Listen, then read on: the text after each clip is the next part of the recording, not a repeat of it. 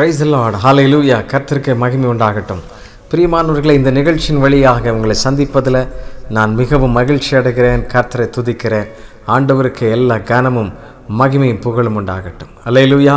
எத்தனை பேர் சந்தோஷமாக இருக்கிறீங்க? ஒரு ஹல்லேலூயா சொல்லுங்கள் பார்ப்போம். கர்த்தரை உயர்த்துங்க பார்ப்போம். ஆண்டவர் நம்மை இம்மட்டுமாக ஜீவன் சுகத்தின் பலத்தோடு வைத்திருக்கிறாரு. அந்த நல்ல தேவனுக்கு நம்ம ஸ்தோத்திர பலிகளை செலுத்துவோம். ஹல்லேலூயா. ஆமென். கர்த்தருக்கு மகிமை உண்டாகட்டும். பிரியமானவர்களே, நம்மை ஆசீர்வதித்து நம்மை பாதுகாத்து வழி நடத்துகிற ஒரு பரிசுத்த தேவன் நம்மோடு கூட இருக்கிறார். ஒவ்வொரு நாளும், ஒவ்வொரு வாரத்திலும், ஒவ்வொரு மாதங்களிலும், ஒவ்வொரு வருஷங்களிலும் ஆண்டவர் அப்படி நம்மை நடத்தி கொண்டே வருகிறார். ஆண்டவருக்கு நன்றி செலுத்துவோம். வேதத்தில் பல்வேறு மனிதர்கள் வாழ்ந்த பல மனிதர்கள் அவர்கள் மிகவும் வைராக்கியமாக கர்த்தருக்கென்று வாழ்ந்திருக்கிறார்கள். இந்த பூமியில் பல அரசியல் தலைவர்களுக்கு சிலர் வைராக்கியமாக வாழ்கிறார்கள். அது பொய் பேச சொன்னால் பொய் பேசுவாங்க.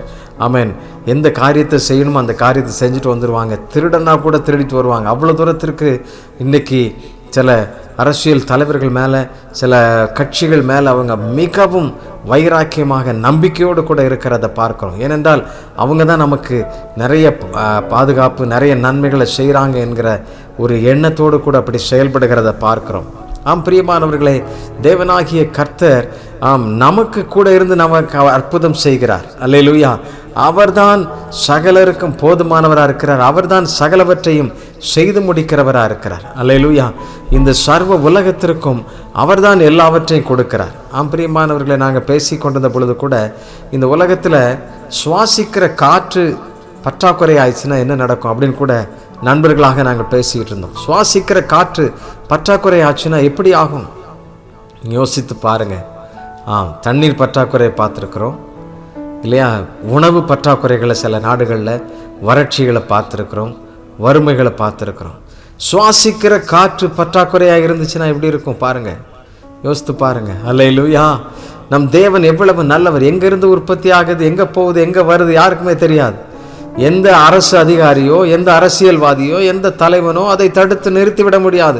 இந்த வீட்டுக்கு போக வேண்டாம், இந்த மனுஷனுக்கு சுவாசிக்க காற்று வேண்டாம் சொல்லவே முடியாது. எந்த பெரிய விஞ்ஞானியாலும் அது செய்ய முடியாத விஷயம்.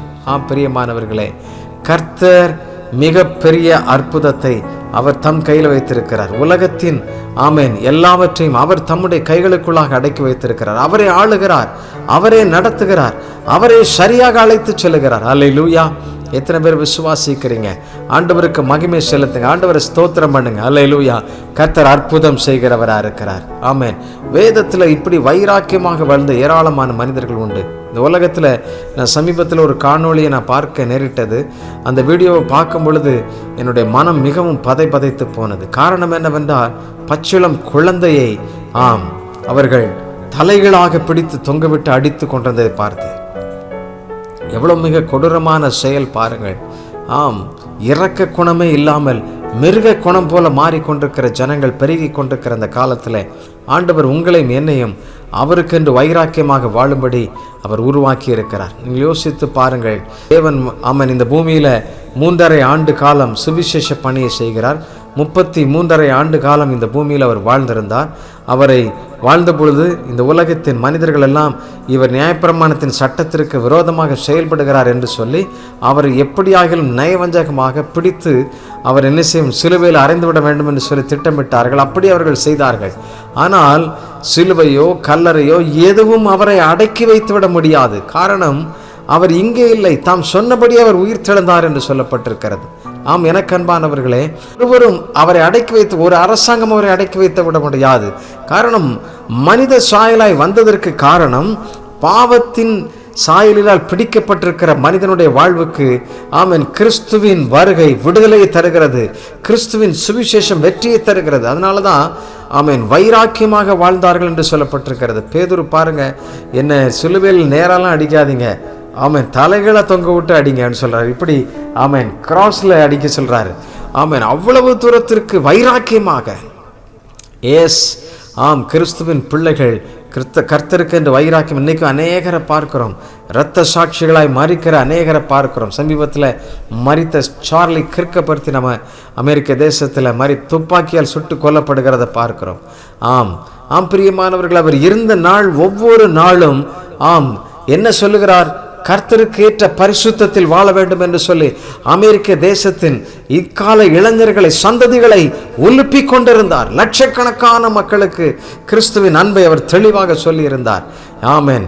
சிசு கொலை தவறு என்று சொல்லுகிறார், அபார்ஷன் தவறு என்று சொல்லுகிறார்.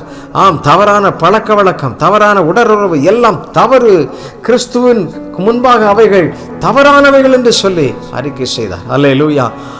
ஆணோடு பழகுவது, ஆண் புணர்ச்சியோடு கூட வாழ்வது அது தவறு என்று சொல்லி தெளிவாக விளக்கி கொண்டிருக்கிறார். பிரியமானவர்கள், வேதத்தின்படி அவர் விளக்க பல்லாயிரக்கணக்கான இளைஞர்கள் அவருடைய நண்பர்களாக, சிநேகிதர்களாக கிறிஸ்துவின் அன்பில் அவர்கள் உருவாகி கொண்டிருந்த காலத்தில் தான் ஒரு இளைஞன் அவரை சுட்டுக் கொள்ளுகிறதை பார்க்கிறோம். பிரியமானவர்களே, உலக அறிஞர்கள், விஞ்ஞானிகளும் என்ன சொல்கிறார்கள்? சார்லி கிர்க் இந்த பூமியில இருந்த நாட்களே சில லட்சங்களுக்கு மாத்திரம்தான் சுவிசேஷத்தை சொல்ல முடிந்தது. ஆனால் சார்லி கிர்க் மரித்த உடனே பல கோடிக்கணக்கான ஜனங்களுக்கு அவர் சுவிசேஷத்தின் அன்பை வெளிப்படுத்தி விட்டார் என்று சொல்லுகிறார்கள். பல நாடுகளுக்கு சுவிசேஷம் சார்லி கிர்க் என்கிற அந்த வார்த்தை வழியாக பறந்தோடி சென்றது. காரணம் என்ன? வைராக்கியம், கர்த்தருக்குள்ள அந்த வைராக்கியம். அல்லேலூயா. அப்படி வைராக்கியமாக வாழ்ந்த சில தேவ மனிதர்களை உங்களோடு கூட நான் சொல்லி அவருடைய பெயர்களை சொல்லி ஜெபிக்க வேண்டும் என்று சொல்லி விரும்புகிறேன். அவர்கள் சொன்ன சில வார்த்தைகள் என்ன, அவர்கள் எப்படி செய்து காண்பித்தார்கள் என்பதை நான் உங்களுக்காக சொல்ல வேண்டும் என்று சொல்லி விரும்புகிறேன். அல்லேலூயா. தானியேல் 3ஆம் அதிகாரம் 17, 18 இந்த வசனங்களை நான் வாசிக்கிறேன். கவனமாக கவனியுங்கள். தேவ பிள்ளைகள் எப்படி வைராக்கியமாக இருக்கிறார் பாருங்கள். நாங்கள் ஆராதிக்கிற தேவன் எங்களை தப்புவிக்க வல்லவராயிருக்கிறார். அவர் எரிகிற அக்கினி சூளைக்கும் ராஜாவாகி உம்முடைய கைக்கும் நீங்களாக்கி விடுவிப்பார். விடுவிக்காமற் போனாலும் நாங்கள் உம்முடைய தேவர்களுக்கு ஆராதனை செய்வதும் இல்லை, நீர் நிறுத்தின பொற்சிலையை பணிந்து கொள்வதும் இல்லை என்கிறது. அல்லேலூயா. ராஜாவாகி உமக்கு தெரிந்திருக்க கடவுது என்று சொல்லி ரொம்ப ஸ்ட்ராங்கா அவங்க என்ன செய்றாங்க? டிக்ளேர் பண்றதை பார்க்கிறோம். அல்லேலூயா. கர்த்தர் எவ்வளவு நல்லவர் பாருங்க, எவ்வளவு ஸ்ட்ராங்கா அவர் அறிக்கை செய்திருக்கிறத பார்க்கிறோம். அந்த பிள்ளைகள் 3 வாலிபர்கள் ஒரு அரசு அதிகாரிகளாக பணியாற்றுகிறார்கள். அரசு எந்திரம் சொல்லுகிறது, ராஜா சொல்லுகிறார், இனி நான் நட்டின இந்த கற்சிலை, இந்த பொற்சிலையை நீங்கள் ஆராதிக்க வேண்டும் என்று சொல்லுகிறார்கள். ஆனால் இவர்கள் சொல்லுகிறார்கள், நோ, இயேசுவல்லாமல் எங்களுக்கு வேற கடவுள் இல்லை, வேற தெய்வம் இல்லை என்று சொல்லி தெளிவாக அறிக்கை செய்யும் பொழுது அங்கே தீச்சூளை எரிந்து கொண்டிருக்கிறது. எதற்கு தெரியுமா? இப்படி வணங்கா கழுத்துள்ள பிள்ளைகள் யார் இருப்பார்கள்? அவர்கள் எரிகிற அக்கினி சூளைக்குள்ளாக போடப்படுவார்கள். இந்த அக்கினி சூளைக்குள்ளாக போடப்படுவார்கள் என்று சொன்ன உடனே எல்லாரும் பயந்து தாழ விழுந்து வணங்கிக் கொள்வார்கள் என்று சொல்லி எண்ணினார்கள். ஆனால் இந்த 3 பேரும் என்ன சொல்கிறார்கள் பாருங்கள், நாங்கள் ஆராதிக்கிற தேவன் எங்களை தப்புவிக்க வல்லமை உள்ளவர். ஹல்லேலூயா. எவ்வளவு அழகாக அங்கே சொல்லுகிறத பார்க்கிறோம், எவ்வளவு வெளிப்படையாக தெளிவாக சொல்லுகிறத பார்க்கிறோம். தானியேலின் நண்பர்கள் இவர்கள், அவர்கள் சொல்லுகிறார்கள், தானியேல் தான் முன் செய்து வந்தபடியே என்று சொல்லுகிறது. தான் முன் செய்து வந்தபடியே அவன் தினந்தோறும் எருசலேமை நோக்கி பலகணிகளை திறந்து வைத்தவன் ஜெபித்துக் கொண்டே இருந்தான் என்று சொல்லப்பட்டிருக்கிறது. அரசு எந்திரம் வித்தியாசமாக யோசிக்கலாம், அரசு அதிகாரங்கள் வித்தியாசமாக யோசிக்கலாம். மத சார்பற்ற தன்மைகள் மறைந்து இன்றைக்கு மதத்தை ஒரு போர்வையாக வைத்துக் கொண்டு வாழ்கிற பல கூட்டங்கள், பல அதிகாரிகள் பெருகி கொண்டே இருக்கலாம். எனக்கு அன்பானவர்களே, ஆண்டவருடைய பிள்ளைகள் வைராக்கியமாக கர்த்தருக்கு முன்பாக நிற்க வேண்டும். என்ன வந்தாலும் கிறிஸ்துவின் அன்பு அதை ஒருவரும் பறிக்க முடியாது, ஒருவரும் தடுக்க முடியாது. அல்லேலூயா. நடந்தது என்ன பாருங்க, வைராக்கியமாக சொன்ன அந்த வார்த்தை, நாங்கள் பணிந்து கொள்வதில்லை, அவ்வளவுதான். இந்த வார்த்தை எவ்வளவு ரொம்ப ஸ்ட்ராங்கா இருக்கு பாருங்க. விடுவிக்காமல் போனாலும் ஆராதிக்க மாட்டோம், எவ்வளவு ஸ்ட்ராங்கா இருக்கு பாருங்க. கர்த்தருக்கு உண்மையா இருக்கணும், ஆண்டவர் அப்படி நம்ம எதிர்பார்க்கிறார். இந்த பிள்ளைகள் அப்படி இருந்ததுனால எரிகிற தீச்சூளை, ராஜாவுக்கு கோபம் வந்துருச்சு. என்ன, நான் சொன்னதை கேட்க மாட்டாங்களா? இவங்க எங்க இருந்து வந்தாங்க? எனக்கு வேலை செய்ய வந்தவங்க இவங்க எதிர்த்து பேசுறதா அப்படின்னு சொல்லி இன்னும் 7 மடங்கு சூளையை என்ன செய், தீயை அதிகரித்து வை என்று சொல்லுகிறார்கள். அல்லேலூயா. இவர்களை என்ன செய்யறாங்க? தூக்கிட்டு போறாங்க. தூக்கிட்டு போய் உள்ள போட போறாங்க. உள்ள போட்டா இவங்க தூக்கிட்டு போனவங்கெல்லாம் அந்த தீ வெப்பத்தில் கருகி செத்து போயிடுறாங்க. அல்லேலூயா. ஆனா தீக்கு உள்ள போட்ட பொழுது இவர்கள் அங்கே சுதந்திரமாக உலாவுறாங்க. நம்ப முடிகிறதா? கிறிஸ்துவை ஏற்றுக்கொண்டதினால், அவருடைய பிள்ளைகளாக மாறினதினால் பல உபத்திரவங்கள், இப்படிப்பட்ட சம்பவங்கள் வரலாம். ஆனால் தேவனாகிய கர்த்தர் தம்முடைய பிள்ளைகளுக்கு அற்புதங்களை செய்கிறவர், அதிசயங்களை நடப்பிக்கிறவர். அல்லேலூயா, ஆமென். இந்த 3 பேருக்கு நடுவில் 4வது ஆளாக கர்த்தரே அங்கே நேரடியாக வந்து உலாவி அவர்களை விடுவிக்கிறார். ஆமென், அல்லேலூயா. இப்பொழுது ராஜா கூப்பிடுகிறார். என்ன கூப்பிடுகிறார்? ஓ, நீங்க நடந்து வருகிறத நான் பார்க்கிறேன், நீங்கள் வெளியே வாருங்கள் என்று சொல்ல அவர்களை முகந்து பார்க்கிறார்கள். ஒரு முடி கூட கருகவில்லை, அவர்களுக்கு எங்கேயும் காயம் ஏற்படவில்லை. தூக்கி கொண்டு போட போனவங்க செத்து போயிட்டாங்க. ஆனால் உள்ள தீக்கு உள்ள இருக்கிறவங்க அவங்க என்ன செய்யறாங்க? எப்பொழுதும் போல நார்மலா இருக்கிறாங்க, வெளியில வர்றாங்க. அல்லேலூயா, கர்த்தர் நல்லவர். ஆமென். வைராக்கியமாய், விசுவாசமாய், நம்பிக்கையாய் இருக்கிற பிள்ளைகளை ஆண்டவர் கைவிடவே மாட்டார். நீங்கள் தேவனுடைய பிள்ளைகள், நீங்கள் தேவனுடைய ஜனமாக இருந்து வைராக்கியமாக கர்த்தருக்கென்று வாழும் பொழுது கர்த்தர் உங்களை ஆமென் உயர்ந்த அடைக்கலத்தில் வைப்பார், கைவிடவே மாட்டார். அல்லேலூயா. கர்த்தருடைய விருப்பத்தை செய்கிற பிள்ளைகளாக நீங்கள் தைரியமாக இருக்க உங்களை அன்போடு கூட கேட்டுக்கொள்கிறேன். அடுத்ததாக நான் ஒரு காரியத்தை, ஒரு மனிதனை குறித்து உங்களோடு கூட சொல்ல வேண்டும் என்று சொல்ல விரும்புகிறேன். இங்கே என்ன நடக்கிறது பாருங்கள். இந்த 3 அருமையான சகோதரர்கள் தைரியமாக சொன்னதுனால ராஜா கடைசி என்ன சொல்றாரு பாருங்க. இனி இவர்கள் ஆராதிக்கிற தேவன் தான் பெரிய தேவன் சொல்லி, ஆமென், எல்லாவற்றையும் விட்டுட்டு என்ன செய்யுங்க, இவருக்கு பின்பற்றுங்கள் என்று சொல்லி கர்த்தரை தொழுது கொள்ளும்படி ஜனங்கள் வருகிறத பார்க்கிறோம்.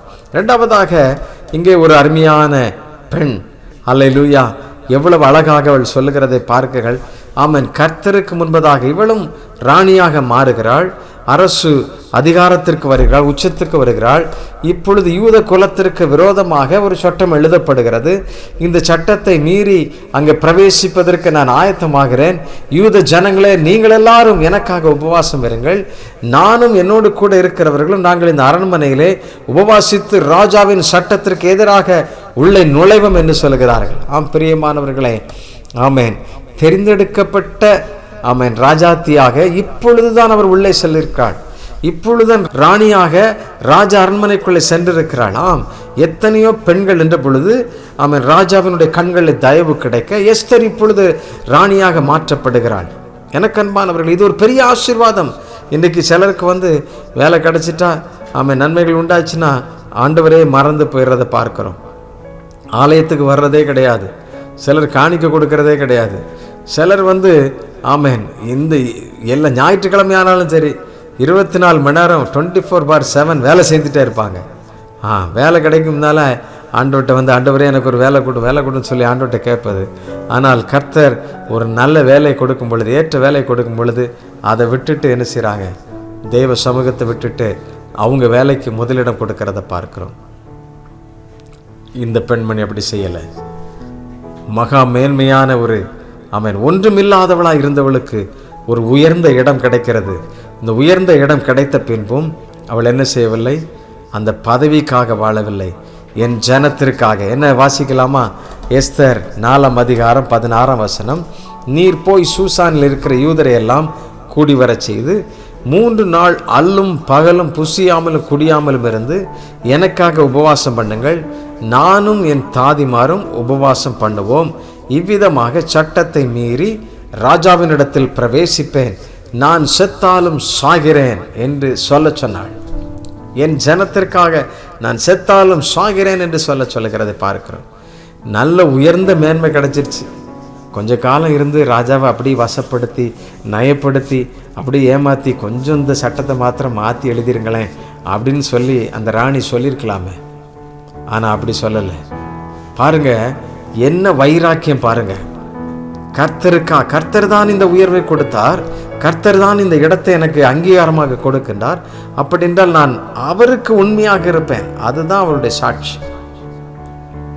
அதனால எல்லா ஜனங்களும் நீங்கள் உபவாசம் இருங்க, நானும் இங்கே அரண்மனையில் இருக்கிற என்னுடைய தாதிமாரும் சேர்ந்து உபவாசம் பண்ணி இந்த சட்டத்தை மீறி என்ன செய்வோம்? உட்பிரவேசிப்போம் என்று சொல்லுகிறார். நடந்தது என்ன? ஆண்டவர் அற்புதங்களை செய்கிறார். அல்லேலூயா. நீங்க வைராக்கியமாக கர்த்தருக்கென்று நிற்கும் பொழுது கர்த்தர் உங்களுக்காக வைராக்கியமாக நிற்பார். அல்லேலூயா. தேவன் உங்களுக்காக நிற்பார். ஆம், ராஜாவுக்கு தூங்க முடியல, ராஜாவால் நிம்மதியாக இருக்க முடியல. எவ்வளவோ சம்பவங்கள் நடந்திருக்கு. இப்படி இந்த சம்பவம் நடந்து ஏன் எனக்கு இவ்வளவு பிரச்சனை என்று சொல்லி பார்க்க கடைசியில் இந்த காரியத்திற்கு விரோதமாக இருந்தது யார்? இந்த சட்டத்தை எழுதுவதற்கு உதவிகரமாக இருந்தது யார்? இப்படி தீவினையாய் செயலாற்றின மனிதன் யார் அப்படின்னு கண்டுபிடிச்சி அவனை தூக்கில் போடுங்கன்னு சொல்கிறாங்க. ஆமானுக்கு தூக்கு மரம் மாட்டப்பட்டாயிடுச்சு. எனக்கு அன்பானவர்களே, நீங்கள் வைராக்கியமாக இருக்கும் பொழுது கர்த்தர் உங்களை கைவிடவே மாட்டார். உங்களை பலப்படுத்துவார், சரியாய் வழி நடத்துவார். அல்லேலூயா. ஒரு நாளும் கர்த்தர் கொடுத்த உயர்வை, கர்த்தர் கொடுத்த வேலையை நீங்கள் என்ன செய்யாதீங்க. அல்லேலூயா. தேவ நாம மகிமைக்கு என்று பயன்படுத்துங்க. உங்களுடைய சொந்த ஆசைக்கு, சொந்த இச்சைக்கு, சொந்த விருப்பத்துக்கு நீங்கள் பயன்படுத்தி வாழ்ந்துடாதீங்க. இது தேவனே எனக்கு தந்த நன்மை. எந்த காரியமானாலும் இது தேவன் எனக்கு கொடுத்த ஆசீர்வாதம், இது தேவனுக்காக நான் செய்வேன், தேவனுக்காக செயல்படுவேன் என்று சொல்லி அப்படி வைராக்கியமாக. நீங்கள் பாருங்கள், அந்த காலத்தில் ஒரு தோட்டத்தில் ஒரு வாழைக்கொலை வந்துச்சுன்னா முதல் கொலையை எடுத்து என்ன செய்வாங்க? ஆலயத்துக்கு கொண்டு வருவாங்க. ஒரு தென்னம் மரத்தில் தென்னங்காய் முதல் காய் வருதுன்னா அந்த கொலையை வெட்டி கொண்டு வருவாங்க. எவ்வளவுலாம் பாருங்கள், முட்டையை கூட ஃபஸ்ட்டு முட்டை இருந்துச்சுன்னா அந்த முட்டையை கோழி முட்டை கொண்டு வருவாங்க. இப்படிலாம் எவ்வளவாய் படைத்திருப்போம். ஆனால் இன்றைக்கு நாம் எங்கே? நம்முடைய அர்ப்பணம் எங்கே? நம்முடைய வைராக்கியம் எங்கே? கிறிஸ்துவுக்காக நின்ற அந்த உண்மை தன்மை எங்கே போனது? எஸ்தர் இவ்வளவு ராஜ மேன்மை கிடைத்த பொழுது கூட, ராஜ மேன்மை எதற்காக எனக்கு கிடைத்திருக்கலாம்? இந்த காரியத்திற்காக கிடைத்திருக்கலாம் என்று சொல்லி நம்பி ரொம்ப ஸ்ட்ராங்காக இருக்கிறார். நான் செத்தாலும் சாகிறேன். இந்த வார்த்தையை பாருங்கள். அல்லேலூயா. இந்த மேன்மை எனக்கு கிடைத்தது தேவனால என்பதை தாராளமாக அறிந்து கொண்டபடினால் ரொம்ப ஸ்ட்ராங்காக அவ அறிக்கை செய்கிறத பார்க்கிறோம். அல்லேலூயா. ஆண்டவருக்கு மகிமை சேர்ப்போமா? ஆண்டவர் ஸ்தோத்திரம் பண்ணுவோமா? அல்லேலூயா. எல்லாரும் விசுவாசத்தோடு ஸ்தோத்திரம் பண்ணுங்க. கர்த்தர் அற்புதங்களை செய்கிறவர். அல்லேலூயா. ஆண்டவருக்கு மகிமை உண்டாகட்டும். நீங்கள் கர்த்தருக்கு என்று வைராக்கியமாக நின்று பாருங்கள். ஆண்டவர் உங்களையும் உங்களுடைய பிள்ளைகளையும் மாற்றி விடுவார். அல்லேலூயா. உங்களுடைய எல்லாவற்றையும் அந்த வைராக்கியத்திற்குள்ள, அந்த அன்புக்குள்ளே கொண்டு வந்துடுவார். நீங்கள் கர்த்தருக்குள்ளாக வைராக்கியமாக சாட்சியாக நின்று பாருங்கள். மூன்றாவதாக, இங்கே ஒரு அரசு அதிகாரத்தில் இருந்த ஒரு இளைஞன். இவன் எப்படி பாருங்கள், அவனுடைய வாழ்க்கையில் எவ்வளவோ பெரிய உச்சத்துக்கு போயிட்டான். ரொம்ப உச்சம். அரண்மனையில் அதிகாரம், நாடு முழுவதும் அவன் கையில் அதிகாரம். அல்லேலூயா. எவ்வளோ பெரிய பாக்கியம் பாருங்கள். ஆனால் எங்கே உள்ளவன்? எங்கேயோ தூரமாக கிடந்தவன், சகோதரர்களால் ஒதுக்கி வைக்கப்பட்டவன், தூக்கி போடப்பட்டவன், விற்பனையாக்கி போடப்பட்டவன், அடிமையாக வந்தவன் இப்பொழுது அரண்மனையில் மிகப்பெரிய அதிகாரியாக அரசியல் சட்டத்தில் இருக்கிறான். யார் அவர்? யோசேப்பு. ஆதியாகமம் 39 அதிகாரம் 9 இந்த யோசேப்பு சொன்ன இந்த ஸ்ட்ராங் வேர்ட் என்ன சொல்லியிருக்க பாருங்க. வைராக்கியமாய் கர்த்தருக்கு சொன்ன வார்த்தை என்ன பாருங்க. ஆதியாகமம் 39:9 வாசிக்கிறேன், கவனிங்கள். இந்த வீட்டிலே என்னிலும் பெரியவன் இல்லை, நீ அவருடைய மனைவியாய் இருக்கிறபடியால் உன்னை தவிர வேறு ஒன்றையும் அவர் எனக்கு விலக்கி வைக்கவில்லை. இப்படி இருக்க நான் இத்தனை பெரிய பொல்லாங்குக்கு உடன்பட்டு தேவனுக்கு விரோதமாக பாவம் செய்வது எப்படி? ரொம்ப ஸ்ட்ராங் வேர்டு. எப்படின்னா, தேவனுக்கு விரோதமாய் பாவம் செய்வது எப்படி? ஒரு பெரிய உயர்ந்த அந்தஸ்து வேலை கிடைச்சிருச்சு. ராஜா இருக்கும் பொழுதே ராஜாவினுடைய மனைவிக்கு இந்த யோசேப்பு மிகவும் சௌந்தரியம் உள்ளவன், மிகவும் அழகுள்ளவன். அதனால் எல்லாருக்கும் பிடிக்கும். அதனால் ராஜாவின் மனைவிக்கு பிடிச்சிருச்சு. அல்லேலூயா. கர்த்தர் அற்புதங்களை செய்கிறவர், அதிசயங்களை நடப்பிக்கிறவர். அங்கே மிகப்பெரிய காரியம் நடக்கிறத பார்க்கிறோம். மிகப்பெரிய ஆசீர்வாதம் நடக்கிறத பார்க்கிறோம். என்ன நடக்குது பாருங்க. ஆண்டவர் யோசேப்பு வந்ததினால பட்டணத்தை ஆசீர்வதிக்கிறார். ஜனங்கள் வறுமையிலிருந்து, பட்டினியிலிருந்து பாதுகாக்கப்படுகிறத பார்க்கிறோம். இந்த எகிப்து தேசம் மிகவும் செழிப்புள்ள தேசமாக மாறிவிடுகிறது. எப்படி? இந்த யோசேப்பின் நிமித்தமாக, கர்த்தர் அவனுக்கு கொடுத்த ஞானத்தின் நிமித்தமாக களஞ்சியங்களை சேர்த்து வைத்து பல நாடுகள் வந்து இவரிடத்தில் பண்டமாற்று பொருளாதாரங்களை பெற்றுக்கொள்வதற்கு வருகிற அளவிற்கு கர்த்தர் யோசேப்பை பயன்படுத்தினார். அல்லேலூயா. அதிகாரத்தில் உள்ளவன் தான். ஆனால் அவனுக்கு வந்த ஒரு சின்ன வாய்ப்பு, அவனுக்கு வந்த போராட்டம். அவன் ராஜாவின் மனைவியே, உன்னை நான் ரொம்ப நேசிக்கிறேன், என்னோடு கூட நீ வர வேண்டும் என்று சொல்ல அவன் என்ன சொல்லுகிறான் பாருங்க. நான் இத்தனை பெரிய பொல்லாங்குக்கு உடன்பட்டு என்னை நம்பி கொடுத்திருக்கிற பொறுப்புக்கு ராஜாவுக்கு நான் உண்மையாக எப்படி இல்லாமல் இருக்க முடியும்? அதை காட்டிலும் என் தேவனுக்கு விரோதமாய் நான் எப்படி பாவம் செய்வது? எவ்வளவு சவாலான, வைராக்கியமான, அழுத்தம் திருத்தமான வார்த்தை பாருங்கள். என் தேவனுக்கு விரோதமாய். இன்றைக்கு ஆமென், கர்த்தருடைய பிள்ளைகள் எத்தனையோ பேர் தேவனுக்கு விரோதமாக நிற்பதை பார்க்கிறோம். அல்லேலூயா. ஆம், எனக்கு அன்பானவர்களை, ஏன் நாம் அப்படி நிற்கிறோம்? ஏன் அப்படி நாம் தேவனுடைய சமூகத்தை தாண்டி அப்படி போய் நிற்கிறோம் என்றால், தேவனை குறித்த ஒரு தெளிவு நமக்கு இல்லை. யோசேப்புக்கு நன்றாக தெரியும், தான் ஒரு சொப்பனக்காரன் என்று அறியப்பட்ட பொழுதும், தான் எத்தனையோ பிரச்சனைகளை கடந்து வந்த பொழுதும், என் தேவன் என்னை உயர்த்தி கொண்டிருக்கிறார் என்பதை தெளிவாக அவன் புரிகிறான், தெளிவாக அறிகிறான். குழியில் தூக்கி போடப்பட்ட பொழுதும் சரி, இல்லை என்றால் அவனுடைய வஸ்திரத்தை அவர்கள் கிழித்து கொண்ட பொழுதும் சரி, இல்லை என்றால் அவரை விற்று போட்ட பொழுதும் சரி, அவன் எதை குறித்தும் கவலைப்படவில்லை. சிறைச்சாலையில் இருக்கும்போது கூட அவன் கவலைப்படவில்லை. மாறாக, கர்த்தர் எனக்காக எல்லாவற்றையும் செய்து முடிப்பார், அவர் எல்லாவற்றையும் நேர்த்தியாக செய்வார் என்கிற வைராக்கியம் அவனுக்குள்ளாக இருந்தது. ஆகவே இப்படிப்பட்ட பொல்லாங்குக்கு நான் உடன்படவே முடியாது, நான் பாவத்தோடு கூட சமரசம் போலவே முடியாது. ஆம், என் தேவன் என்னோடு கூட இருக்கிறார் என்று சொல்லி வைராக்கியமாக சொல்லுகிறான். ஒரு வேடிக்கையான சம்பவம் என்ன சொல்லப்பட்டிருக்கிறது என்றால், ஒரு இளைஞனிடத்தில் இப்போ ஒரு பெண்மணி கேட்டால், நீ பார்ப்பதற்கு அழகா இருக்கிறார், உன்னுடைய இருதயத்தை எனக்கு கொடுப்பாயா என்று சொல்லி. அந்த இளைஞன் என்ன சொன்னான் தெரியுமா? நான் கொடுப்பதற்கு ஆயத்தமாக இருக்கிறது போல தெரிந்தாலும் என்னுடைய இருதயம் என்னிடத்தில் இல்லை, நான் ஏற்கனவே இன்னொரு இடத்துல கொடுத்தாகிவிட்டது என்று சொல்லிவிடுகிறான். அல்லேலூயா. கர்த்தர் ஆமென் பெரியவர். அல்லேலூயா. Praise the Lord. அல்லேலூயா. யோசேப்பு அவ்வளவு வைராக்கியமாக, மிகவும் ஸ்ட்ராங்காக அறிக்கை செய்கிறான். தேவனுக்கு விரோதமாக நான் எப்படி பாவம் செய்ய முடியும்? வாய்ப்புகள் ஏராளம் இருக்கிறது. இந்த உலகத்தில் எத்தனையோ வாய்ப்புகள் இருக்கலாம். ஆனால் ஆமென், கர்த்தர் கொடுத்த பரிசுத்தத்தை இழக்கவே முடியாது. வைராக்கியமாக சொல்லுங்க, ஆண்டவரே, நான் உமக்காக பரிசுத்தமாய் வாழ்வேன், உமக்காக வைராக்கியமாக நிற்பேன். ஆண்டவரிடத்தில் சொல்லுங்க. எனக்கு அன்பானவர்களே, பிசாசு தந்திரம் போல இவ்வளவு பெரிய உயர் பதவியில் இருக்கும் பொழுது, பிசாசு தந்திரமாய் வருவதற்கு வாய்ப்புகள் உண்டு. ஆனால் நீங்கள் தேவ பிள்ளைகள் வைராக்கியமாக நிற்கும் பொழுது கர்த்தர் ஜெயத்தை தருகிறவராயிருக்கிறார். அல்லேலூயா. விசுவாசிக்கிறீங்களா? கர்த்தர் நன்மையானதை உங்களுக்கு தருவார், ஜெயம் உங்களுக்கு உண்டாகும். அல்லேலூயா. ஒரே ஒரு மனிதனை குறித்து நாம் பார்த்து ஜெபிக்கவிருக்கிறோம். கர்த்தர் நன்மை செய்கிறவராக இருக்கிறார். அல்லேலூயா. மிகப்பெரிய ஜாம்பவானவன், மிகப்பெரிய பணக்காரன். கர்த்தர் அவனை நம்பி அவன் பிசாசினிடத்தில் ஒப்பு கொடுக்கிறார். எப்படி பாருங்க, அவனுடைய விசுவாசத்தை நம்பி. அவனை பிராண சேதனை மாத்திரம் நீ செய்ய முடியாது, செய்யக்கூடாது. அல்லேலூயா. என்ன வேணாலும் செஞ்சு பாருங்க, என்ன வேணாலும். அவ்வளவு நம்பிக்கையாய், கர்த்தருக்கு நம்பிக்கையாக இருக்கிறார். ஆண்டவர் அப்படிப்பட்ட பிள்ளைகளை இன்றைக்கு தேடுகிறார். யார் அவர்? யோபு. வாசிப்போம். யோபு 13ஆம் அதிகாரம் 15ஆம் வசனம் என்ன சொல்லப்பட்டிருக்கிறது? அவர் என்னை கொன்று போட்டாலும் அவர் மேல் நம்பிக்கையாக இருப்பேன், என் வழிகளை அவருக்கு முன்பாக ரூபகாரம் பண்ணுவேன் என்று சொல்ல. அவர் என்னை கொன்று போட்டாலும் அவர் மேல் நம்பிக்கையாக இருப்பேன். கர்த்தருக்காக வைராக்கியமாக அவன் எவ்வளவு ஸ்ட்ராங்காக சொல்ற பாருங்க. அல்லேலூயா. பிசாசு அவனுடைய சரீரத்தை, அவனுடைய குடும்பத்தை, அவனுடைய ஆஸ்திகளை, சம்பத்துகளை, அவனுடைய செல்வம், அவனுடைய உயர் பதவி எல்லாம் முடிஞ்சு போனது, ஒண்ணுமே இல்லை.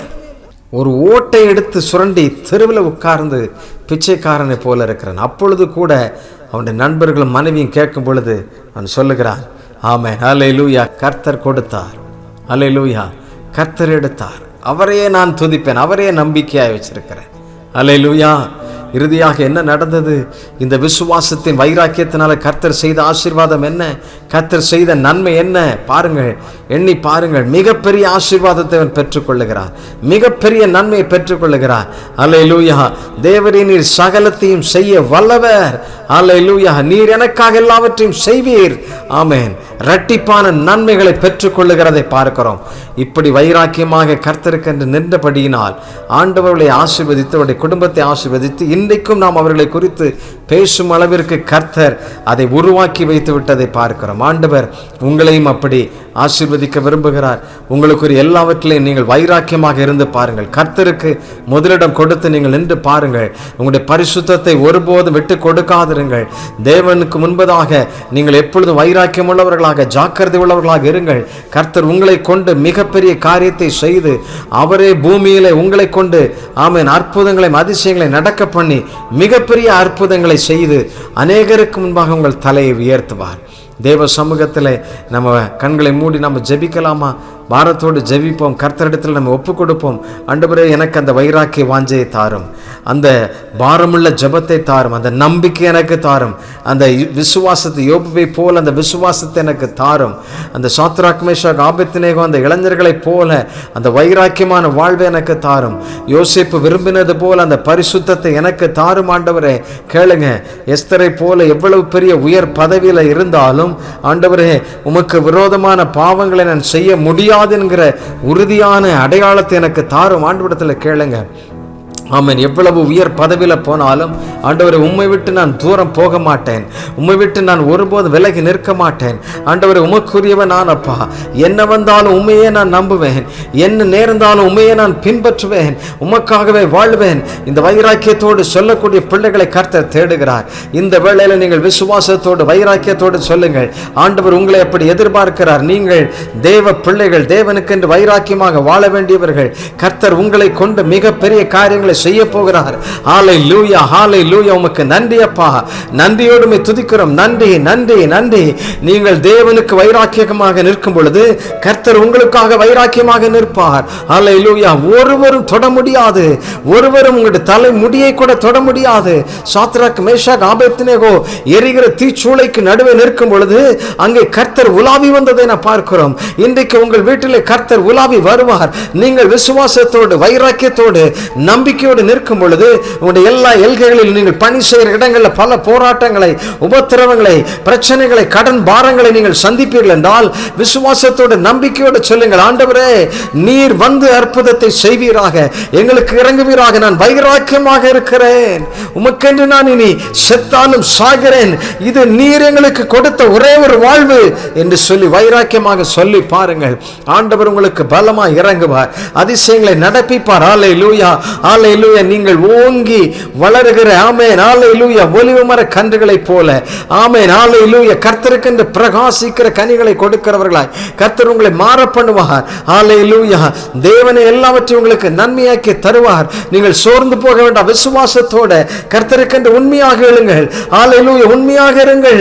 நீங்கள் எவைகளிலே தோற்று போனீர்கள் அவைகளை கர்த்தரிடத்தில் சொல்லுங்க, அறிக்கை செய்யுங்க. கர்த்தர் உங்களுக்கு நன்மைகளை செய்து அதிசயங்களையும் அற்புதங்களினாலும் உங்களை உயர பண்ணுவார் என்பதில் சந்தேகமில்லை. நன்றி ஆண்டவரே, நன்றியோடுமே துதிக்கிறோம், நன்றியோடுமே ஸ்தோத்திரிக்கிறோம் அப்பா. ஆண்டவரே, பாரத்தோடு இப்படி வைராக்கியத்தோடு தங்களை அர்ப்பணித்து ஜெபிக்கின்ற ஒவ்வொரு பிள்ளைகளையும் கர்த்தர் கனம் பண்ணுவீராக. வாலிபர்களை ஆசீர்வதிப்பீராக, குடும்பத்தின் மக்களை ஆசீர்வதிப்பீராக, பிள்ளைகள் ஒவ்வொருவரையும் ஆசீர்வதிப்பீராக. அந்த வைராக்கியம் அவர்களுக்கு உண்டாகட்டும் ஆண்டவரே. அந்த ஜெப ஆவி அவர்களை பற்றி பிடிக்கட்டும். உமக்கென்றவர்கள் வைராக்கியம் உள்ளவர்களாய் நிற்கட்டும் ஆண்டவரே. யுத்தத்தின் தலகர்த்தர் நீர் அவருடைய குடும்பத்திற்கு சென்று கர்த்தாவே நீர் அற்புதங்களை செய்வீராக. எங்கெங்கே அவருடைய பிள்ளைகள் ஆண்டவரே அற்புதத்தை எதிர்பார்த்து காத்திருக்கிறார்களோ ஆண்டவரே, நீர் அவருடைய வாழ்விலை குறுக்கிட்டு நன்மைகளை உண்டாக்குகிறதற்காக ஸ்தோத்திரம், ஸ்தோத்திரம், ஸ்தோத்திரம் அப்பா. ஒவ்வொருவரை நீர் அப்படி ஆசீர்வதிக்கிறதற்காக நன்றி. சகலவற்றையும் கரத்தில் தருகிறோம். நீர் மகிமைப்படும்.